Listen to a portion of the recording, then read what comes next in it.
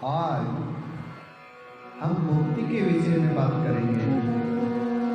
मुक्ति 6 प्रकार की बताई गई है। पहली है स्वर्गीय मोक्ष, दूसरी है सालुक्य मोक्ष, तीसरी है सामीप्य मोक्ष, चौथी है सारूप्य मोक्ष, पांचवी है सायुज्य मोक्ष, छठी है केवल मोक्ष। अब स्वर्गीय मुक्ति इस प्रकार है। देखो, राजा के देश में जहाँ राज प्रबंध अच्छा रहता है, वहाँ के लोग भी सुखी रहते हैं। उसी प्रकार ईश्वर रूपी राजा का देश स्वर्ग लोक में जाकर अच्छे अच्छे भोग भोगना स्वर्गीय मोक्ष कहलाता है। यह मोक्ष स्वर्ग की कामना रखकर स्वर्गेष्टि यज्ञ आदि कर्म करने से प्राप्त होती है।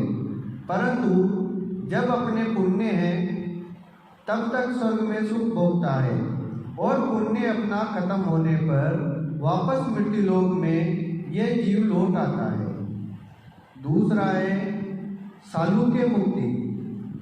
जैसे राजा जिस नगर में रहता है, उस नगर में रहने वाले लोग कभी कभी राजा के दर्शन भी कर लेते हैं और वहाँ के भोग भी भोगते हैं। उसी प्रकार जिसकी उपासना करी हो, उसी के लोग जाकर वहाँ के भोगों को भोगना सालुक्य मुक्ति कहलाता है।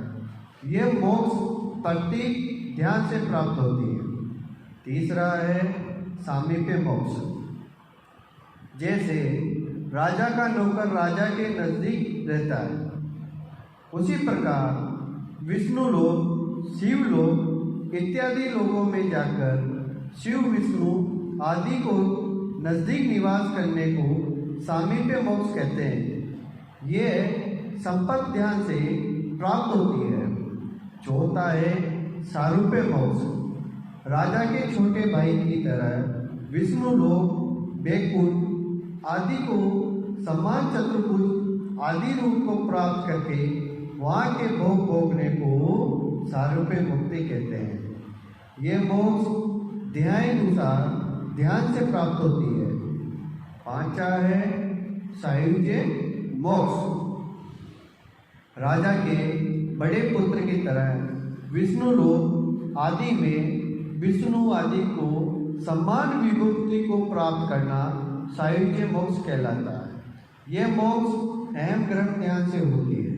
किंतु हे शिष्य, ब्रह्मलोक को प्राप्त करके वहाँ जगत की उत्पत्ति, पालन एवं संहार को छोड़कर कार्य ब्रह्म समष्टि सूक्ष्म सृष्टि के अभिमानी चेतन हिरण्यगर्भ के समान विभूति को अर्थात संकल्प मात्र से सिद्ध होने वाले दिव्य पदार्थों को भोगना साष्टी मोक्ष, जिसे हम सायुज्य मोक्ष भी कहते हैं। वह तो केवल मैं ब्रह्म हूँ, इस प्रकार पर निर्गुण और अपर सगुण ब्रह्म का उकार द्वारा असंग्रह ध्यान करने से ही प्राप्त होता है। इस उकार का ध्यान ब्रह्म और अपर ब्रह्म इस भेद से 2 प्रकार का होता है। विद्वान लोग इस उकार रूपी साधन के द्वारा ही ब्रह्म या अपर ब्रह्म में एक को प्राप्त होता है।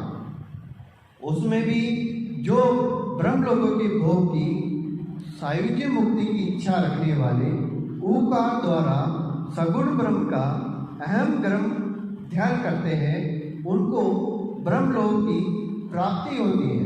परंतु पुण्य खत्म होने के बाद में फिर जन्म मरण के चक्कर में आना पड़ता है। देखो, श्री कृष्ण कहते हैं अर्जुन से, ब्रह्मलोक जितने हैं, जितने भी लोग हैं, उनमें जाकर वहाँ के आनंद को भोग कर पुण्य खत्म होने के बाद में फिर संसार में जन्म लेना पड़ता है। और जो निर्गुण अहम गहम ज्ञान करता है, उनकी यदि इस लोक के भोग की इच्छा रह गई तो अत्यंत विभूति वाले पवित्र सत्संगी कुल में जन्म लेकर जो पहले जन्म में भोग की इच्छा बाकी रह गई थी, वह सारे भोगों को भोग कर पहले जन्म के निर्गुण अहम गर्म ध्यान के संस्कारों से फिर अहम गर्म ध्यान में अथवा ब्रह्म ज्ञान दृढ़ प्रोक्ष विचार आत्म ज्ञान की प्राप्ति करके केवल मोक्ष यानी विदे मोक्ष को प्राप्त होता है। छठी है केवल मोक्ष। केवल मोक्ष उसी को विदे मोक्ष भी कहते हैं, जो दृढ़ अप्रोक्ष ब्रह्म ज्ञान के द्वारा प्राप्त होती है। फिर उसको किसी लोक में जाना नहीं पड़ता, किंतु यही प्राण लीन हो जाते हैं। जैसे आप लोग सपने में अनेक चित्र देखते हैं और जागने पर वह सब चित्र यानी सब फोटो यहाँ के यहाँ ही लीन हो जाते हैं। उसी प्रकार विदे मोक्ष होने पर सूक्ष्म शरीर, अविद्या आदि सारे संस्कार यही लीन हो जाते हैं। जैसे घड़े के फूट जाने से घटाकाश उड़कर महाकाश में नहीं मिलता, क्योंकि वह तो पहले से ही मिला हुआ है। केवल घड़े की उपाधि से होने वाली भेद भावना ही नष्ट होती है। इसी प्रकार विदे मोक्ष होने पर साक्षी चेतन कोई तोड़कर ब्रह्म में नहीं मिलता, क्योंकि वह तो पहले से ही मिला हुआ है। सिर्फ अविद्या और अविद्या का कार्य सूक्ष्म शरीर आदि उपाधि से होने वाले भेद भावना सब नष्ट हो जाती है और सदा के लिए नष्ट हो जाने से यह फिर कभी जन्म मरण ही नहीं होता। इसी को विदे मोक्ष कहते हैं। बोलो स्वामी ब्रह्मानंद बापू जी महाराज की।